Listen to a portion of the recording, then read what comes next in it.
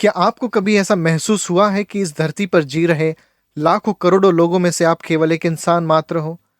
हाँ, शायद आपने ऐसा जरूर महसूस किया होगा, लेकिन इसका मतलब यह नहीं कि परमेश्वर की दृष्टि में आपका कोई खास महत्व नहीं है। परमेश्वर ने आपको एक विशेष रीति से बनाया है और आपके जीवन के लिए उसके पास एक अच्छी योजना भी है।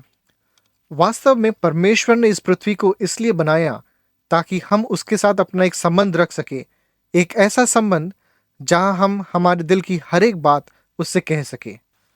अब परमेश्वर को जानना हमारा लक्ष्य है, क्योंकि जब हम परमेश्वर को जान लेते हैं तभी उसकी योजना के अनुसार अपना जीवन जीना हमारे लिए आसान हो जाता है।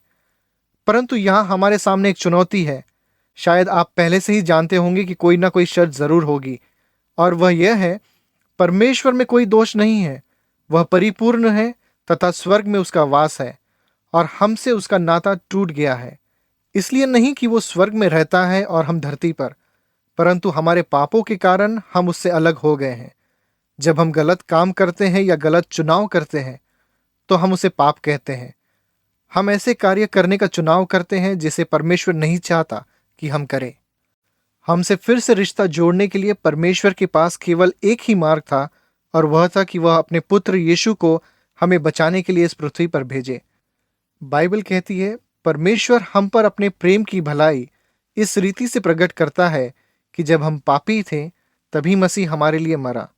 2000 वर्षों से भी पहले यीशु का जन्म हुआ था, और उसने इस पृथ्वी पर एक पाप रहित जीवन जिया। एक ऐसा जीवन जिसके द्वारा उसने प्रेम दर्शाया, बीमारों को चंगा किया, लोगों के साथ परमेश्वर का ज्ञान और सच्चाई को बांटा। उसके पाप रहित जीवन के कारण ही वह हमारा संबंध परमेश्वर के साथ फिर से स्थापित कर सका। यीशु ने हमसे इतना प्रेम किया कि उसने हमारे पापों के लिए उस क्रूस पर अपनी जान दी और तीसरे दिन फिर जी उठा। प्रेम की इसी महान कृत्य के द्वारा ही परमेश्वर और हमारे बीच की दूरी खत्म हो सकी। परमेश्वर के साथ अनंत जीवन जीने का केवल एक ही मार्ग है, यीशु को अपना उद्धारकर्ता मानकर उसका स्वीकार करने से इस पृथ्वी पर रहते हुए भी परमेश्वर के साथ हमारे संबंधों की फिर से शुरुआत होती है। बाइबल कहती है, यदि तू अपने मुंह से यीशु को प्रभु जानकर अंगीकार करे और अपने मन में विश्वास करे कि परमेश्वर ने उसे मरे हुओं में से जिलाया, तो तू निश्चय उद्धार पाएगा। इस रिश्ते की शुरुआत करने के लिए आपको आपके मन में विश्वास करना होगा और कहना होगा कि यीशु ही आपका प्रभु है। तो आप क्या सोच रहे हैं? क्या ऐसा करना बहुत ही मुश्किल काम है? हमारे गलत चुनावों के कारण हम परमेश्वर से अलग हो गए हैं, और यीशु इस रिश्ते को परमेश्वर के साथ फिर से जोड़ता है। हमें अपने गलत चुनाव से केवल अपना मुंह फेरना है और अंगीकार करना है कि यीशु ही हमारा उद्धार करता है। क्या आप परमेश्वर के साथ फिर से अपना संबंध जोड़ना चाहते हो?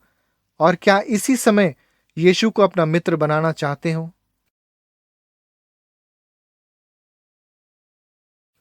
परमेश्वर के साथ अपने संबंधों की शुरुआत करने के लिए यह प्रार्थना करें।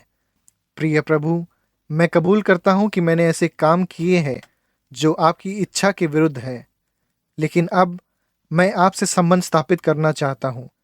मेरे द्वारा किए गए पापों के लिए मुझे क्षमा करें। मैं अपने संपूर्ण मन से विश्वास करता हूं कि मुझे मेरे पापों से मुक्ति दिलाने के लिए यीशु ने उस क्रूस पर अपनी जान दी और फिर से जी उठा, और मैं यीशु को अपना प्रभु और उद्धारकर्ता स्वीकार करता हूँ। मैं प्रार्थना करता हूँ कि मुझे पवित्र आत्मा से भर दे, ताकि मैं आपके प्रति विश्वास योग्य बना रहूं। मुझे बचाने और अपनी संतान बनाने के लिए धन्यवाद।